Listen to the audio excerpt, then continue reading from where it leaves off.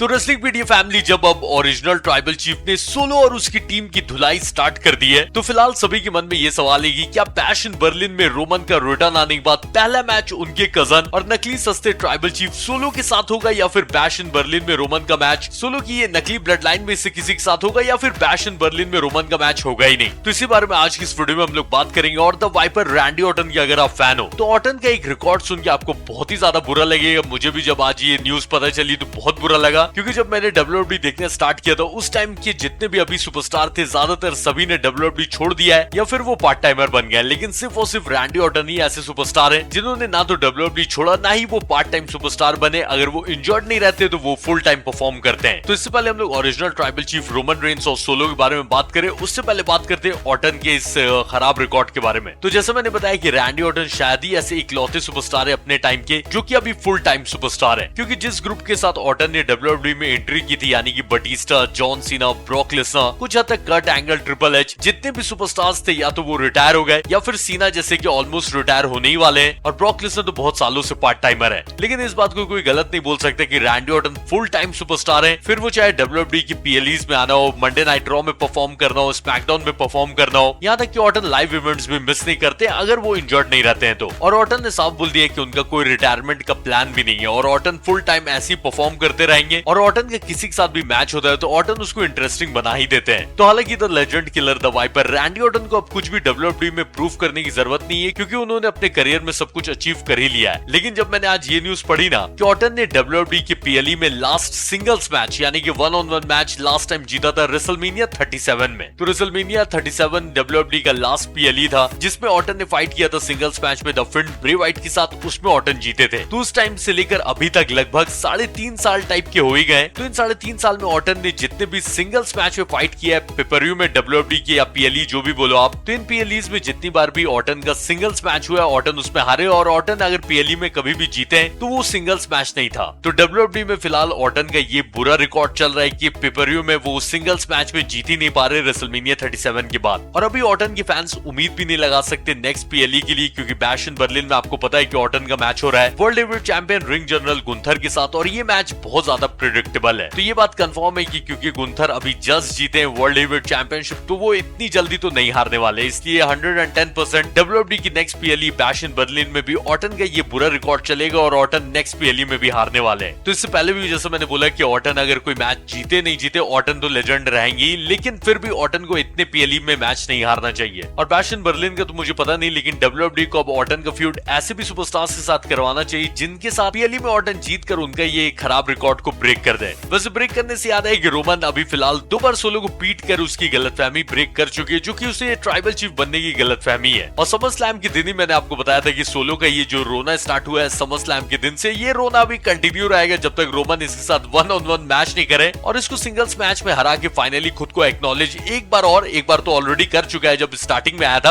और अब जब दोबारा हारेगा तो दोबारा भी एक्नॉलेज कर ही लेगा। वैसे क्योंकि रोमन और सोलो की दुश्मनी एकदम फुल स्विंग में WWE कंटिन्यू करवा रहे, तो ऐसा लग रहा है कि बैश इन बर्लिन में रोमन वर्सेस सोलो हो सकता है। लेकिन WWE की आदत है कि रोमन की स्टोरी लाइन को वो लंबा खींचते हैं, क्योंकि जान रहे हैं कि रोमन से व्यूज आएंगे ही आएंगे, तो इसलिए थोड़े बहुत चांसेस है कि बैश इन बर्लिन में ना करवा के उसका जो नेक्स्ट PLE होगा उसमें रोमन वर्सेस सोलो WWE करवाएं। तो जाने से पहले मेरे भाई वीडियो को लाइक करिएगा, नए हो तो सब्सक्राइब करिएगा। मैं मिलूंगा कल, टाटा।